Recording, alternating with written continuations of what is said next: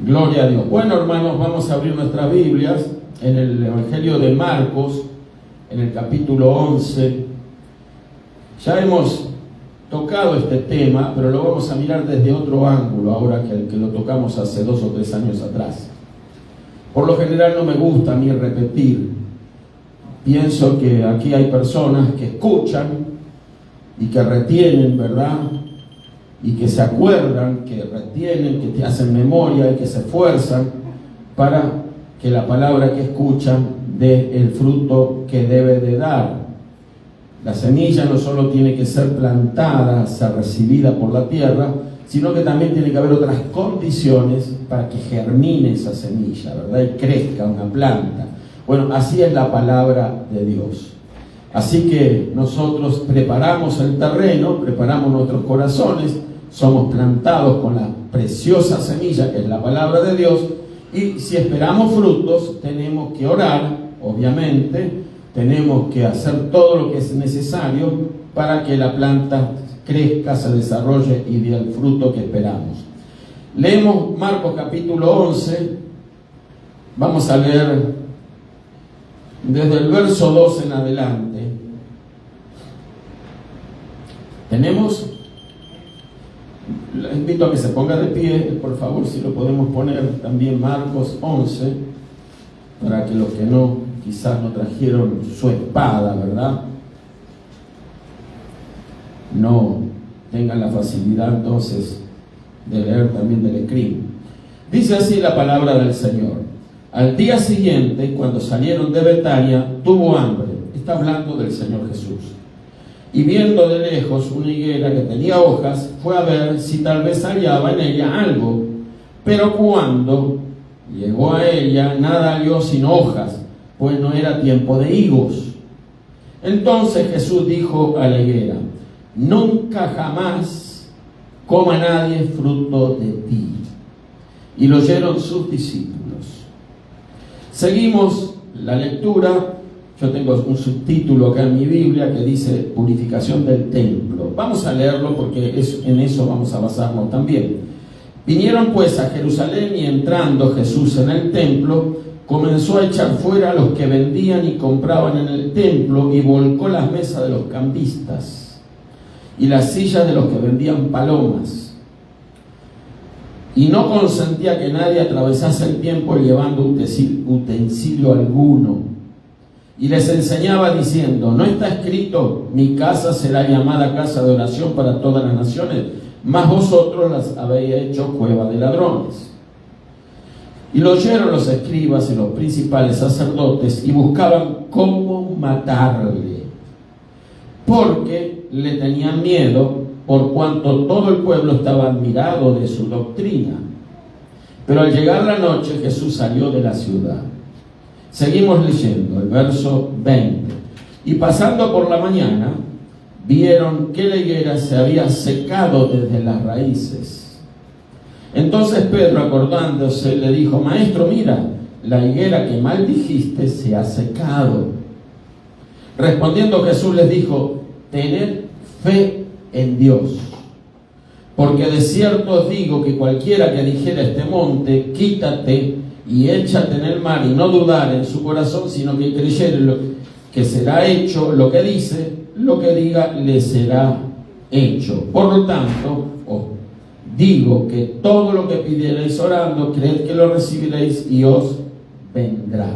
Hasta aquí vamos a leer. Padre, en el maravilloso nombre de tu Hijo amado Jesucristo, te doy gracias, Señor, por todas las bendiciones que nos das.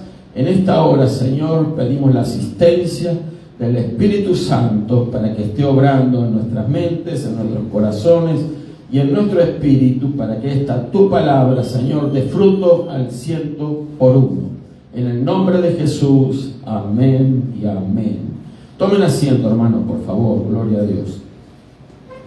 Bueno, les comenté previamente que esta misma palabra la habíamos leído ya hace, calculo, unos 3 años atrás. Lo presenté de una manera personal en aquel momento. Hoy quiero mostrar, ¿verdad?, la relación que hay entre la primera parte que leímos del capítulo 11, del verso 1, al 11, al que hace referencia acerca, de la higuera estéril, que hace referencia a esa higuera en la cual el Señor tuvo hambre y no encontró fruto en ella. Luego habla de la purificación del templo, como hemos leído, y por último, la higuera que había maldecido el día anterior, entonces la encontraron seca.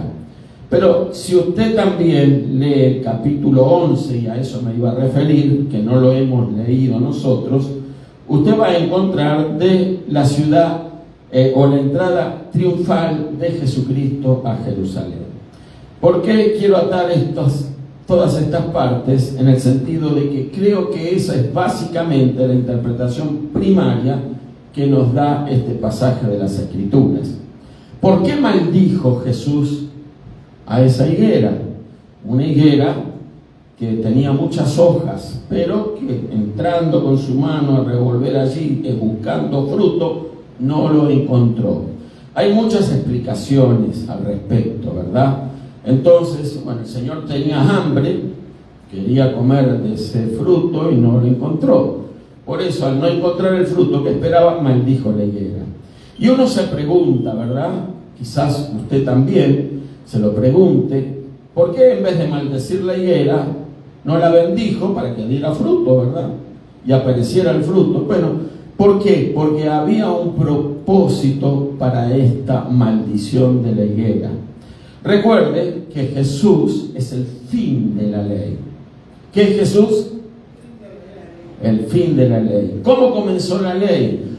Con el sacerdocio mosaico o con la ley mosaica, que nos habla de los famosos 313 mandamientos y luego 10 mandamientos que encontramos en Éxodo en el capítulo 20. Pero entonces ahí comenzó la ley. Usted sabe que antes de que Moisés recibiese la ley, o las tablas de la ley, creo que todos hemos leído o hemos en algún momento escuchado acerca de esto. Entonces, antes de eso no existía la ley como tal. O sea, en el conocimiento de Dios estaba la ley presente, porque la ley de Dios revela el carácter de Dios. ¿Qué revela la ley de Dios? El carácter de Dios. Por eso el apóstol Pablo dice que la ley es justa, santa y buena. O sea, Dios es justo, es santo y es bueno. Entonces, ahí revela la ley de Dios el carácter de Dios. Pero la realidad es que, por ejemplo, los patriarcas, vamos a llamarlo como Enoc, Noé, Abraham, Isaac, Jacob, y la mayoría de los israelitas que estuvieron en la esclavitud en la tierra de Egipto no conocían la ley. Ellos, por ejemplo, en la esclavitud trabajaban 7 días en la semana, no descansaba ninguno. Pero luego apareció la ley a instancias de que Dios le reveló esa ley a Moisés en el desierto, y entonces allí quedó establecido el antiguo pacto, o sea, el pacto de la ley. Bueno, ese pacto tuvo fin en Cristo Jesús. ¿Por qué? Porque la ley, con la muerte de Cristo, encontró satisfacción a su demanda. No sé si me explico. O sea, la ley es algo que demanda, ¿sí? El que cometió el pecado tiene que pagarlo, ¿sí? Tiene que pagarlo indefectiblemente. Toda alma que pecare, dice la Biblia, morirá.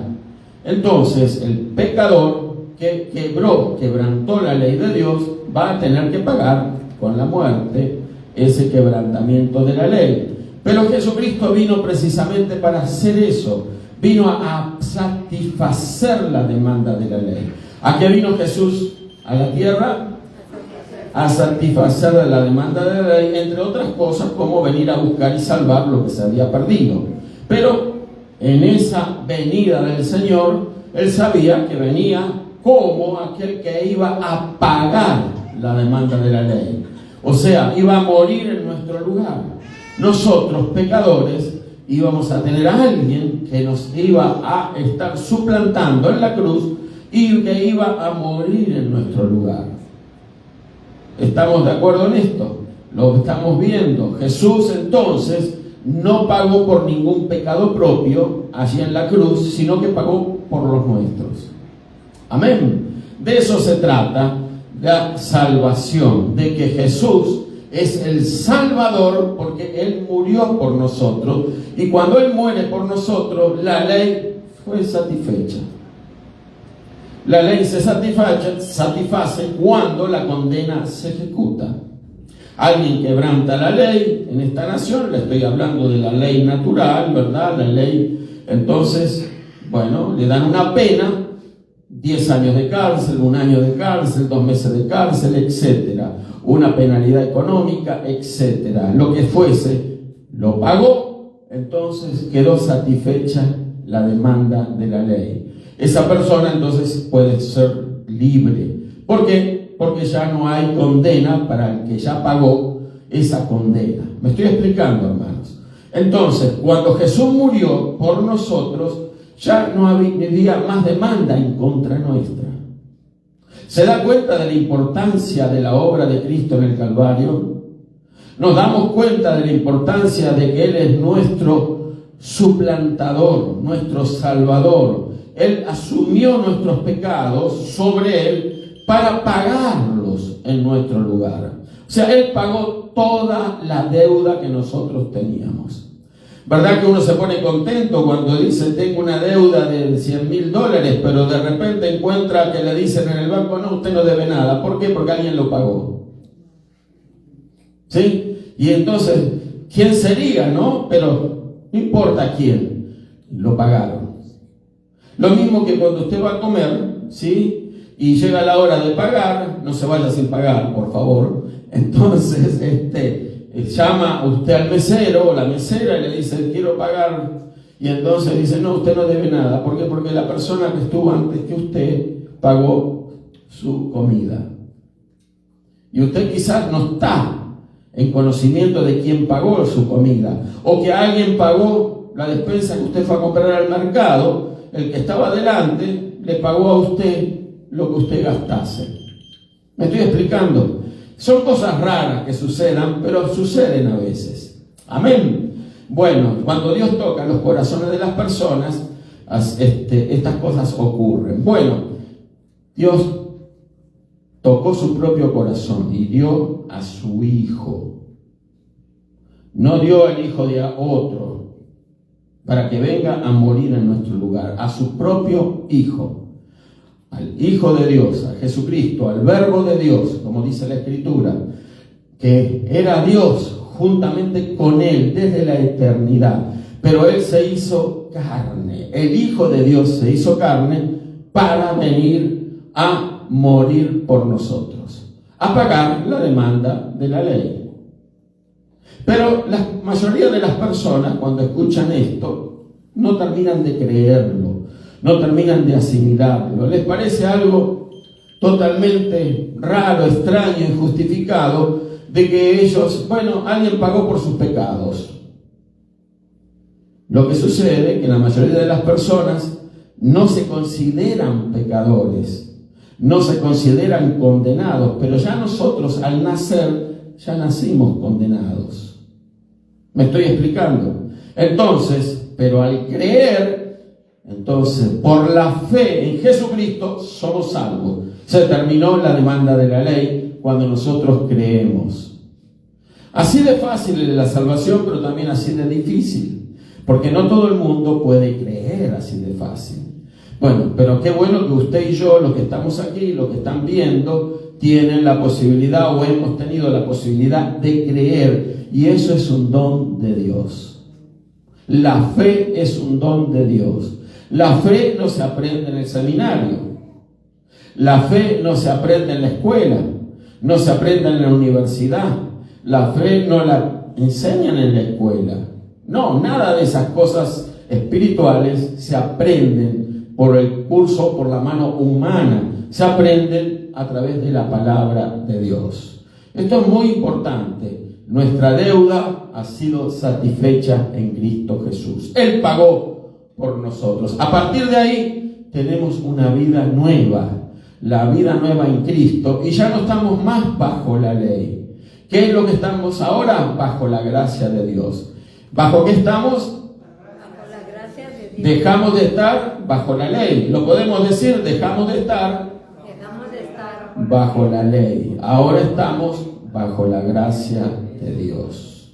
Porque es por gracia, no es por mérito en este caso. ¿Sí? Hoy hablamos del mérito en cuanto al estudio y el esfuerzo que tenemos que hacer. Tenemos que hacer méritos para poder obtener la recompensa de parte de Dios, los privilegios de Dios. Pero en cuanto a la salvación, nadie puede hacer mérito alguno para ser salvo. El mérito ya lo hizo o lo consiguió Jesucristo. Amén. Él es el único capacitado, o fue el único capacitado para morir en nuestro lugar. ¿Por qué razón? Porque Él no tenía ningún pecado propio por los cuales morir. ¿Sí? Él estaba totalmente libre del pecado. Así que ahí vemos entonces el fin de la ley en Cristo. Y si era el fin de la ley, era el fin del sacerdocio levítico, de la ley mosaica. ¿Sí me estoy explicando?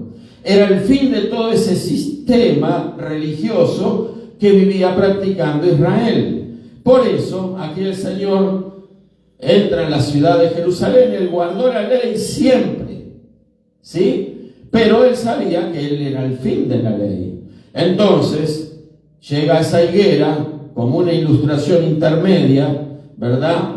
Fíjese que él maldice esa higuera porque no encuentra fruto. Y él no maldijo porque le dio la gana maldecir así nomás a algo. Él maldijo porque estaba, a mi entender, totalmente relacionado con ese sistema religioso obsoleto. Obsoleto, amén. Ya fallido, que ya no tenía valor.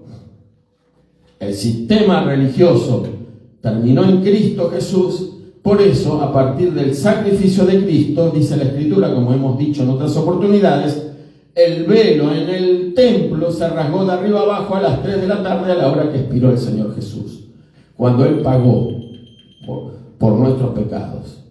Entonces, ya no tenía razón de ser ese templo. Por eso, ese templo, el Señor también había profetizado que iba a quedar destruido. No quedaría de él piedra sobre piedra. Fíjese que ese era el templo de Dios. Yo vi un documental hace poco, la grandeza de ese templo. Oro, maravilloso ese templo, ¿verdad? En la ciudad de Jerusalén. Quizás uno de los más costosos en ser construidos. Abundaba el oro, refulgía ese templo desde lejos, ¿verdad? Y de eso no quedó piedra sobre piedra. Allí se manifestaba la gloria de Dios. Allí estaba la gloria de Dios. Pero ya siendo satisfecha la demanda de la ley, ya no tenía más razón de ser de ese templo. Porque ya a partir de ahí, ya Dios no habitaría más en templo hecho de manos humanas, sino que Dios habitaría en lo que su mano hizo y nos hizo a nosotros. Por eso hoy en día somos nosotros los templos de Dios. ¿Cuántos están contentos por eso? Gloria a Dios. Somos templo y morada del Espíritu Santo. Así que quiere decir esto, que hoy en día Dios está dentro suyo, dentro mío, dentro de cada cristiana, de cada cristiano, de cada hija e hijo de Dios. Y no se remite a estar un par de horas, ¿verdad?, en este lugar, esa presencia de Dios en nosotros, sino que está siempre allí. Salimos de acá y el Señor va dentro nuestro. Está usted en su trabajo, allí está el Señor dentro suyo. Está usted en su casa, delante del televisor, pero el Señor está dentro suyo. Lo que usted ve, también lo ve el Señor. Lo que usted escucha, lo escucha el Señor. Lo que usted habla, lo que usted piensa, también el Señor está en conocimiento de todas esas cosas. Usted es templo y morada del Espíritu Santo 24 horas al día, 7 días a la semana, 365 días al año y fracción, ¿verdad? Ahí está el Señor juntamente en nosotros, con nosotros, hasta el día de nuestra muerte aquí. Y va a seguir estando juntamente con nosotros en la eternidad. ¿Cuántos alaban al Señor? Por eso, hermano querido, entonces el Señor maldice esta higuera, porque era una forma de hablarle al templo, que necesitaba ser purificado. Como hemos leído el pasaje, necesitaba ser purificado porque el Señor dijo, ¿no está escrito ante los abusos que se cometían allí? Dice, mi casa será llamada casa de oración para todas las naciones, mas vosotros la habéis hecho cueva de ladrones. No se está refiriendo a este lugar, ni a la catedral de por allá, ni está el edificio aquel, ni el otro de más allá. Se está refiriendo al templo de Jerusalén. Al ver el Señor todos esos abusos que hemos leído, vemos que allí había cambistas. ¿Qué eran los cambistas? Eran personas que cambiaban dinero, ¿sí? Iban con dólares y les daban bitcoins. Bueno, o iban con bitcoin y le daban pesos mexicanos. Bueno, o iban con dólares y le daban otra moneda. O iban con otra moneda, venían gentes de otras latitudes con sus propias monedas, y ahí los cambistas hacían su negocio. Tenían mesas con dineros, ¿verdad? ¿Por qué? Necesitaban el dinero. El dinero lo necesitaban no solamente para sus diezmos y ofrendas, sino también para las ofrendas por el pecado. Si hubiésemos nacido nosotros en esa época, tendríamos que visitar ese templo. No podíamos ir con las manos vacías, no podíamos ir con un dólar todo arrugado, ¿verdad? Teníamos que ir con nuestro propio corderito o palomita para ser sacrificado. No se la regalaban en el templo, había que comprarlo. Tenía que ser un animalito limpio, perfecto, sano, ¿sí?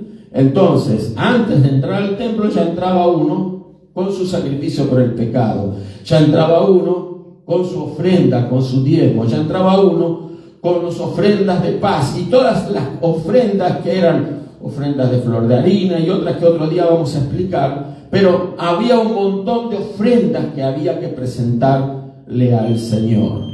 ¿Por qué? Porque la ley lo demandaba. También había que guardar días como los sabats, como ya lo hemos explicado, el séptimo día de la semana, fiestas anuales, que hasta hoy en día hay personas, ¿verdad?, que no les ha amanecido bien todavía el Evangelio y siguen guardando. Fiestas anuales, fiesta de los tabernáculos, fiesta de las trompetas, en fin, Pentecostés y tantas otras festividades que los judíos hasta el día de hoy ellos celebran. Pero estas iglesias, pseudo iglesias, digo yo, ¿por qué? Porque no conocen la vida de Cristo, ¿verdad? No conocen realmente al Señor, conocen la palabra de la ley. La ley y la ley. Y siempre se rigen por la ley, y yo les puedo asegurar que nadie va a ser salvo por guardar la ley, porque es imposible que alguien la guarde. Es imposible guardar la ley. Israel la quebrantaba siempre. Por eso tuvo que venir el Hijo de Dios, y él sí la guardó, porque él era santo, tenía una naturaleza santa, no había pecado alguno en él. Pero nosotros sí, y por lo tanto, al tener esa naturaleza contaminada en nosotros, siempre estaba la posibilidad, o estuvo, de quebrar la ley, y lo sigue estando. Amén. Pero le damos gracias a Dios que Cristo murió por nosotros, y la demanda de la ley de Dios ya fue satisfecha, ya fue pagada en Cristo Jesús. Ahora nosotros solo tenemos que creer. ¿Me explico, hermano? Si alguien cree que le pueda añadir algo a la obra de Cristo, está perdido. Si usted piensa o cree, como algunas personas creen, que decir, bueno, Cristo murió por mí, entonces, pero yo tengo que hacer esto y lo otro para ser salvo, ya está perdido de movida, ¿sí? ¿Por qué? Porque eso es añadir algo a lo que Cristo ya hizo. Ya Cristo pagó por nosotros. Así que no quiera pagar el tip también usted. Amén. Ya Cristo pagó todo. Todo tip ya lo pagó. Así que tranquilo. no se preocupe, ya la ley ya fue satisfecha en Cristo Jesús. Claro, hay que tener fe en eso, porque la salvación es por fe. Porque si usted duda, entonces, no, yo tengo pecados aquí, yo tengo deudas allá, ¿cómo voy a enmendar con Dios esa situación? Está perdido, nunca lo va a poder enmendar usted mismo. No, una vez algún musulmán me dijo, no, yo enmiendo mis pecados. ¿Cómo? Le dije. Portándome bien. No, pero eso lo tenía que haber hecho siempre, le dije. Si Dios creó al hombre para que se porte bien. ¿Pero usted mintió alguna vez? Bueno, sí, ¿quién no? Me dice. Bueno, ¿quién paga por eso? No, portándome bien. No, usted tiene que portarse siempre bien. Vamos a suponer que a partir de ahora usted, le dije así, no pecara nunca más, ni con su mente, ni con su vista, ni con nada. ¿Sí? ¿Quién paga por los pecados que ya cometió usted? Portándome bien, seguí insistiendo. Imposible. Alguien tiene que pagar por esos pecados. La ley de Dios tiene que ser satisfecha y usted la quebró. Así le dije, ¿no? Y yo se quedó pensando. Le digo, usted es una persona no salva. ¿Por qué? Porque su sistema religioso no le da un camino de salvación. Sin embargo, no mi religión, sino mi relación con Dios me abrió ese camino a través de Cristo Jesús, porque Él sí pagó por mis pecados. Amén. Es importante que usted sepa cómo enfrentar a este tipo de personajes que se escudan en el portarse bien. Por más bien que se porte la gente, nunca va a entrar al cielo por portarse bien. Una vez alguien me dijo, ¿pero por qué entonces? Entonces esos criminales, violadores, asesinos, ¿pueden ser salvos? Claro que sí. Pueden ser salvos, como he sido yo, pero usted fue un violador, un asesino. No, señor, no fui un asesino, no fui un violador, no fui un ladrón, pero fui un pecador. Y bueno, pero usted tiene menos pecados que esa persona, eso tiene que pagar, me dijo. Bueno, claro, alguien tiene que pagar por los pecados. Pero si estas personas creen en Cristo, adquieren una nueva naturaleza, las cosas viejas pasaron, aquí son todas hechas nuevas, la ley que los condenaba es limpio, los limpió, quedaron libres de la condenación del pecado. Por eso, hermano, no se trata de cuántos pecados tenemos, ni de cuán negros sean los pecados. Hasta el más vil, el más sucio pecador, la mujer más pecadora que exista, el más arrastrado, la más arrastrada en el fango del pecado, si cree en Cristo es salva. ¿Me explico? No, pero ¿cómo esa clase de mujeres puede ser salva? Sí, Señor, porque creen en el Evangelio. Y el Evangelio es una de las preguntas de la lección número 3, que significa buenas noticias. Entonces, ahí vemos la capacidad que tiene la palabra de Dios para liberarnos del error. ¿Sí? Somos salvos por la gracia de Dios. No hicimos ningún mérito. Usted y yo no somos salvos porque éramos más inteligentes que otros, más capaces, más astutos. No. Más bien, todas esas capacidades humanas nos alejaban de Dios. Pero la misericordia de Dios nos alcanzó a través de la gracia recibida. Y hoy creemos por gracia. No es por obra para que el hombre se jacte, sino que es por gracia, nos informa el apóstol Pablo. La salvación es por la fe, por la gracia de Dios. Eso es un don de Dios. Amén. Nadie lo puede conseguir, nadie puede trabajar para ello, nadie lo puede comprar. ¿Sí? Se recibe con humildad como un regalo de parte de Dios. ¿Podemos ser salvos? Claro. Creyendo cualquiera es salvo. Pero el que no cree ya ha sido condenado porque no ha creído en el unigénito Hijo de Dios. Eso lo dijo el Señor Jesús. Por lo tanto, la ley terminó cuando Cristo pagó por nuestros pecados. Así que ya no estamos más bajo la ley, estamos bajo la gracia. Amén. Ya el templo no tenía razón de ser, y todas estas cosas que el Señor menciona aquí y que Él se enervó porque ese templo, Él era el Señor del templo. Ese templo había sido hecho para que Él fuera el Señor de ese templo. Pero sin embargo ellos no creían en Cristo. Y el Señor tenía toda la autoridad de hacer lo que hizo. Dice que entró Jesús en el templo, comenzó a echar fuera a los que vendían y compraban en el templo.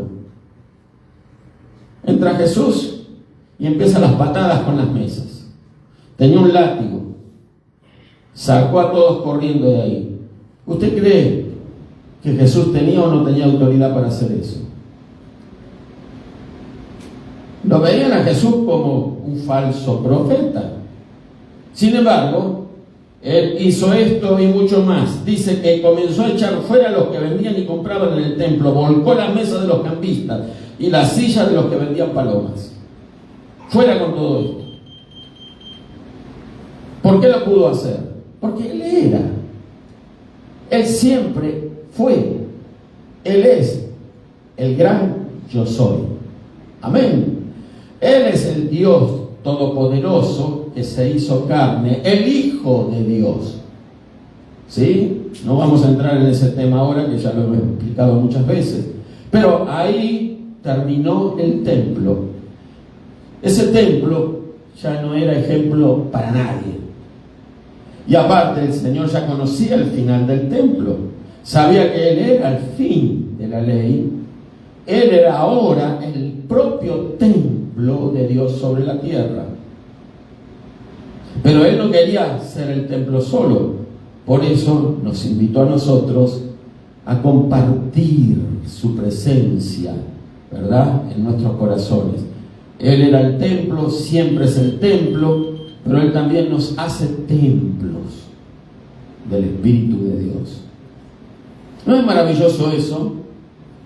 No lo enseña ninguna religión, porque las religiones no tienen la capacidad para idear un plan de salvación como el que estamos describiendo. Usted no va a encontrar una religión alguna sobre la faz de la tierra a lo largo de la historia de las religiones que propongan esto que estamos comentando. Que el mismo Dios se humilla hasta lo sumo, haciéndose carne para venir a morir en nuestro lugar. Pagó la demanda de la ley.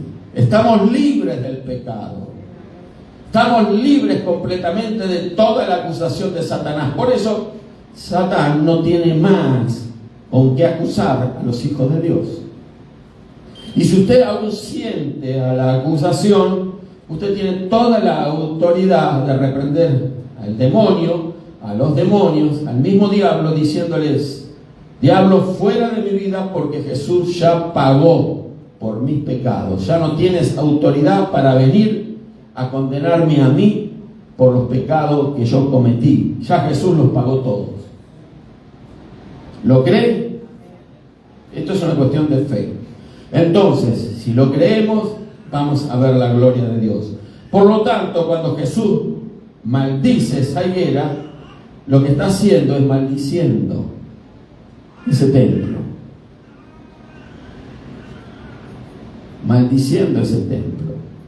Él esperaba encontrar fruto en ese templo, como esperaba encontrar fruto en esa higuera llena de hojas. Muy bonita, de lejos la higuera llena de hojas. La higuera es un símbolo de Israel.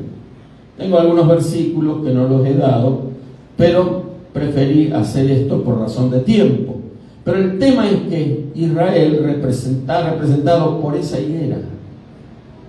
La religión levítica, mosaica, representada por esa higuera. Ese templo representaba esa higuera. Esa higuera no daba frutos. Ese templo no estaba dando frutos. Había que limpiarlo, purificarlo. ¿Cómo? Con la propia sangre del Señor Jesús. Por eso Él sabía que a dónde iba. Él iba a la cruz para morir por todos nosotros y para morir por todos aquellos que habrían de creer en Él. ¿Me explico, hermano? Así que hoy nuestra labor es esa, llevar el mensaje de salvación al perdido, porque el hombre sin Cristo, la mujer sin Cristo están irremediablemente perdidos. Aunque diga, no, pero es una buena persona. Sí, pueden ser las mejores personas del mundo, pero si no creen en Cristo, se van al infierno.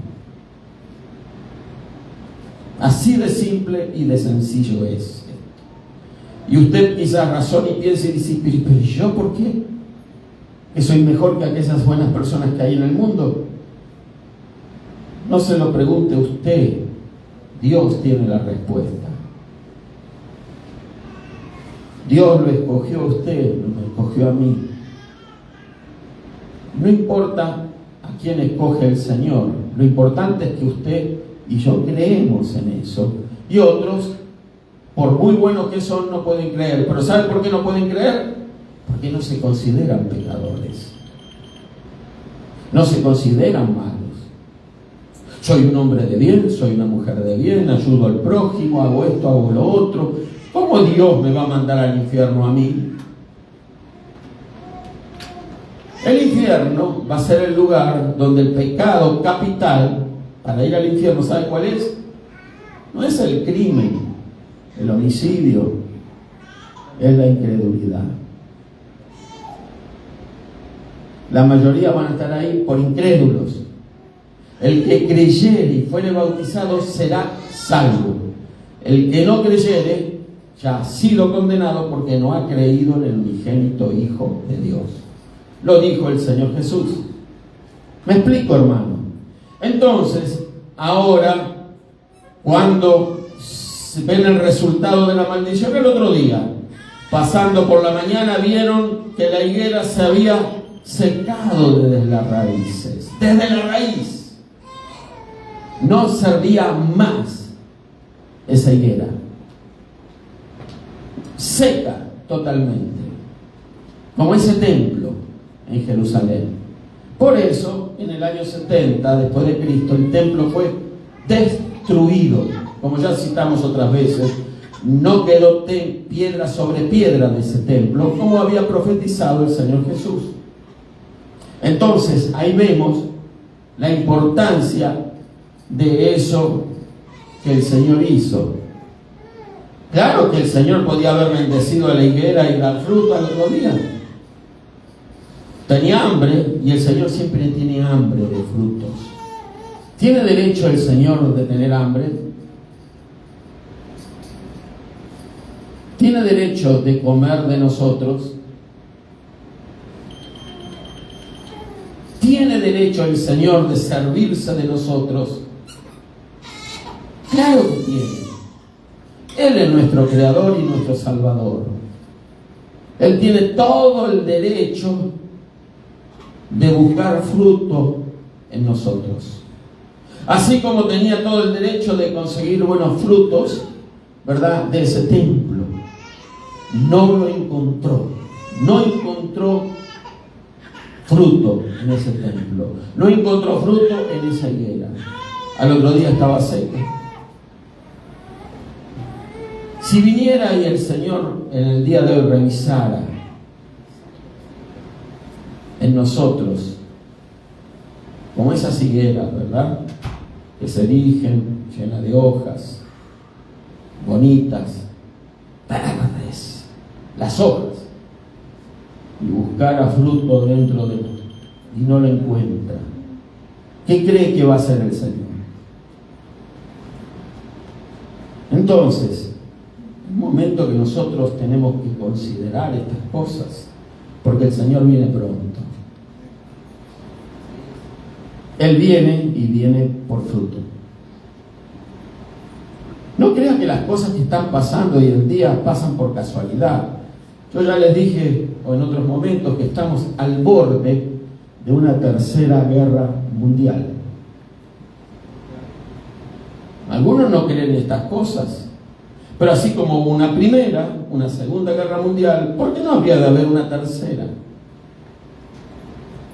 Si hubo una primera, una segunda, murieron millones y millones de personas en esta guerra y muchas otras guerras, ¿por qué no va a haber una guerra nuclear? La tecnología, los armamentos que hoy hay en poder de los gobiernos son aniquiladores. Yo tuve un sueño no hace mucho tiempo que yo veía la costa de los Estados Unidos. No quiero decir que esto va a ocurrir porque yo lo soñé, pero yo veía la costa de los Estados Unidos como un gigantesco maremoto desde la Florida hasta el norte de Nueva York, un maremoto que llegaba y azotaba contra los edificios altos, caían, era un desastre. Y dije, si esto pasa en los Estados Unidos, en la costa este, ¿qué pasará en la costa oeste? Me pregunté y vi una gran fractura en lo que hoy es California. Los que han vivido ahí saben de lo que estoy hablando, la famosa falla de San Andrés. Hay un terremoto que va a explotar o se va a manifestar en cualquier momento. Hay energía acumulada ahí y eso se va a borrar la mitad de California. Según tengo entendido, esa falla corre de sur a norte, pasa por Los Ángeles, San Francisco, la capital del pecado, de la inmoralidad, ¿sí? Y va prácticamente a desgajar todo un pedazo de ese estado. Y dije, ¿y qué pasará en otras partes del mundo? Pude ver en ese sueño, ¿verdad?, que la Unión Soviética estaba totalmente, Rusia. La Unión Soviética era la ex Unión Soviética, destruida. Bombas nucleares habían caído en la mayoría de las principales ciudades. Muchos otros lugares, bombas nucleares. Acá mismo, estábamos acá reunidos, en este lugar, estábamos orando, y se escuchó grandes explosiones en la ciudad de Detroit. Y ahí casi termina esto que yo les comento. Y les dije, no abran las puertas. Muchos querían salir corriendo. No abran las puertas, quédense dentro. Porque había algo muy malo fuera. Luego entendí que eso era radiación. ¿Sabe lo que es la radiación? Radiación es lo que provocan las explosiones nucleares. Son multitudes de rayos dañinos que queman. Rayos X y otros daños, rayos que provocan cánceres en las personas, y si no son destruidas las personas en la explosión, van a terminar muriendo de cáncer, como terminaron Hiroshima, Nagasaki, muchísimos millones de personas que murieron más por las consecuencias de la radiación de los que murieron por las explosiones. Entonces, ¿qué quiero decir esto? Que este mundo, hermano, este mundo está condenado. No hay nada bueno en este mundo. Está todo podrido.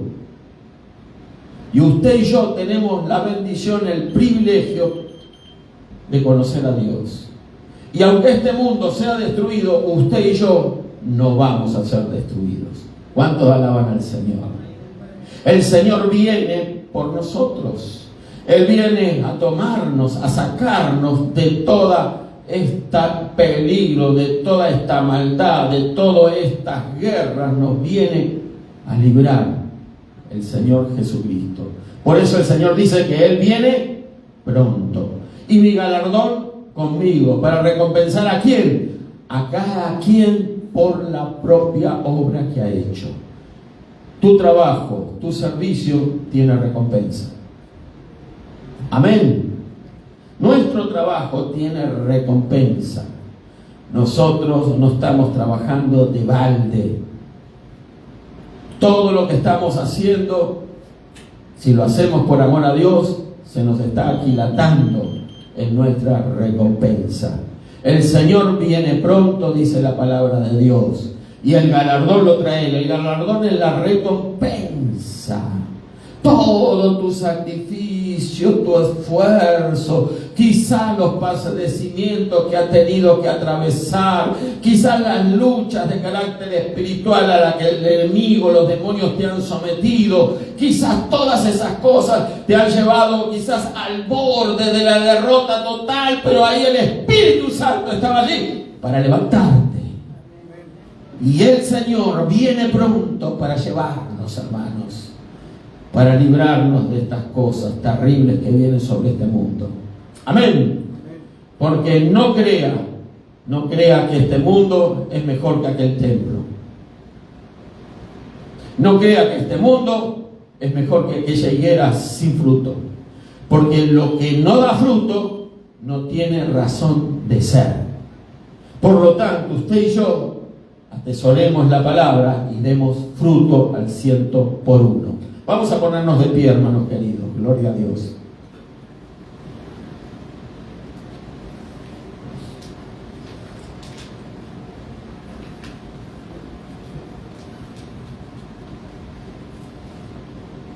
El Señor viene pronto.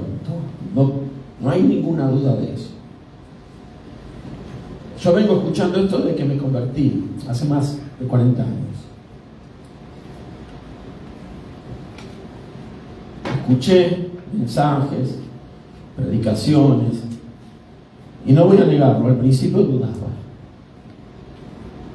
Aparecían evangelistas, maestros, tal fecha, tal año, ya estamos. Es el último tiempo. Llegó un momento y dije, lucran con la palabra y con la ignorancia de la gente. Tengo que reconocerlo. Pero no lo hacían por malos y dañinos que eran. Lo hacían por ignorancia. Claro que ahí había quienes también que por lucro, por libros que publicaban, por videos que vendían, no les importaba exagerar o mentir sin usar este libro. Sus ideas locas las imprimían y siempre había gente dispuesta a pagar 15 a 20 dólares un libro. Yo he leído algunos de esos libros. Gracias a Dios nunca invertí un centavo para esa farsa. Acá tengo el libro de los libros. Este es el libro que hay que leer. Hoy en día pululan en internet, hermano, cantidades de personas que no tienen la más mínima noción e idea de lo que es la profecía bíblica. Sin embargo, pongan me gusta, dice. A los que vendan y pongan me gusta a este video. Compartan. Y hay algunos de ellos que son personas famosas. YouTube les paga mucho dinero porque tienen muchas vistas sus videos. Estoy hablando de cantantes cristianos, estoy hablando de predicadores muy famosos. Entonces ellos reciben, como cualquier youtuber, ¿verdad? Esa palabra nueva aparece.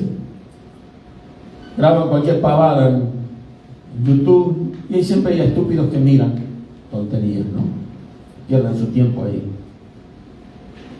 Ellos cobran porque hay gente dispuesta a pagar publicidad en esos videos, porque muchos lo miran.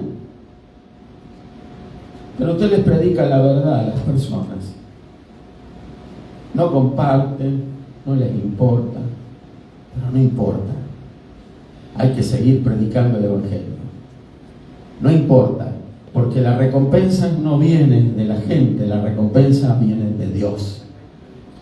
Entonces, muchas personas se confunden, hermanos, y dicen, pero aquí, mire lo que dice este gran pastor, este gran predicador, este gran maestro, este gran profesor. ¿Y qué es lo que dicen algunos pobrecitos ahí, entre los que me incluyo? ¿Verdad? ¿A quién le vamos a creer? Dice la gente. Voy a creer al que tiene títulos, al que tiene todas esas aciertos, todos esos diplomas en la pared, títulos. Hermano, no sirven para nada esas cosas. Lo importante es conocer la palabra, vivir a través de ella y enseñarla tal como está escrita. Entonces, las personas deciden mal sus cosas. Y no me estoy hablando de la gente del mundo, estoy hablando de cristianos, de supuestas personas que deberían de estar iluminadas por el Espíritu Santo, que deberían de conocer la Escritura. Pero lo que han aprendido, lo aprendieron muy débilmente o mal.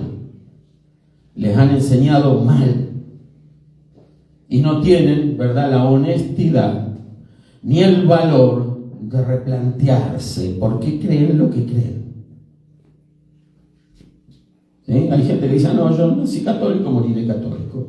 Perfecto, si ese es tu gusto, muere católico. Nací musulmán, moriré musulmán. Perfecto. Si ese es tu gusto, si es lo que crees, bueno, vive así. Pero un día vas a enterarte de la verdad. ¿Sí? El único de los malos que ya conocen su destino final, y es malo, es el diablo, hermano. Él sabe que todo lo que está escrito acá es verdad. Por eso él conoce muy bien el Apocalipsis y conoce lo que dice el Apocalipsis del lago de fuego, que eso va a ser su casa por la eternidad. Pero Cristo viene pronto para librarnos a nosotros de todas esas cosas malas de la eternidad. El lago de fuego no es para usted, no es para mí. El lago de fuego es para Satanás, sus demonios y sus seguidores.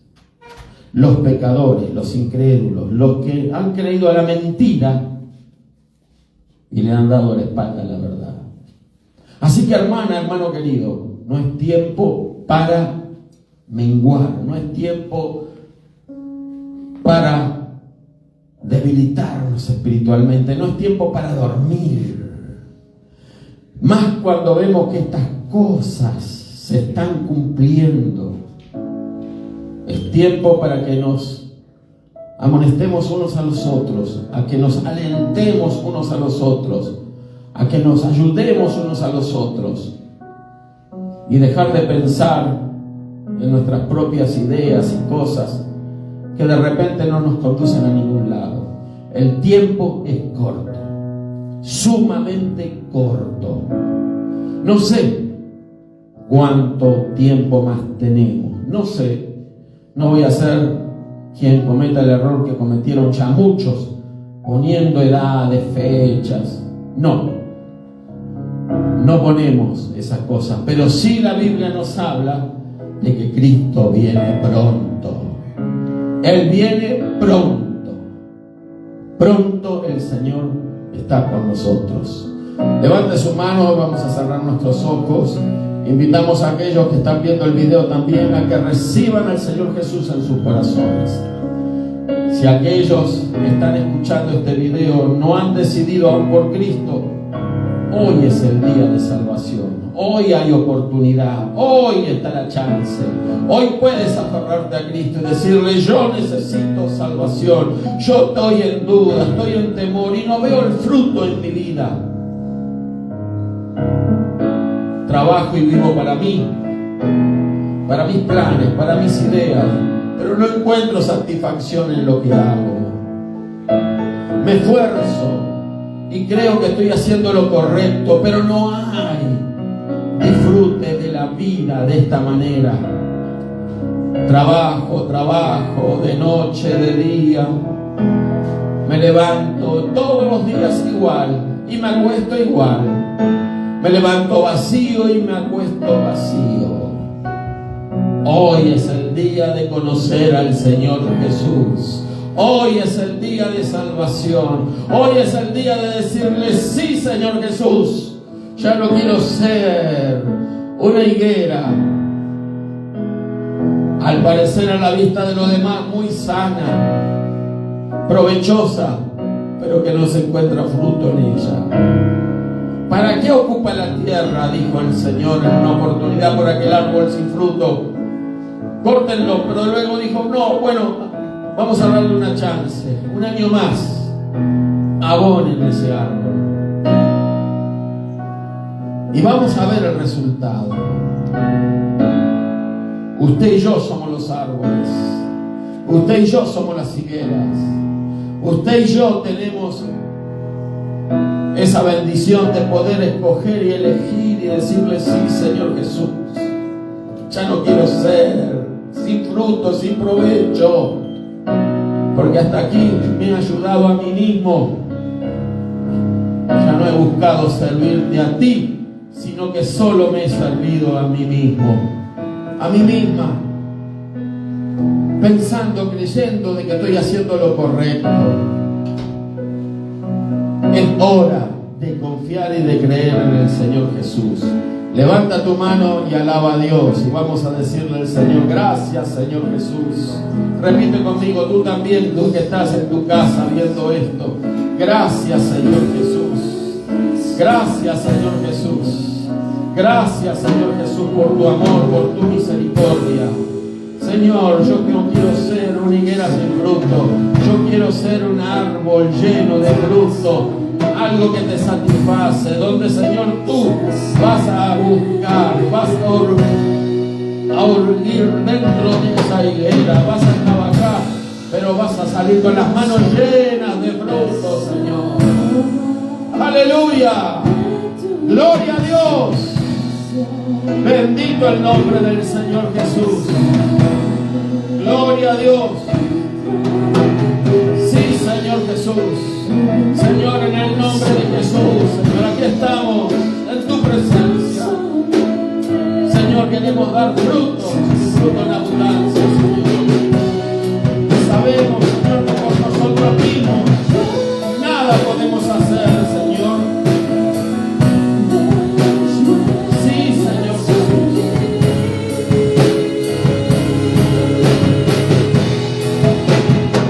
Alaba a Dios.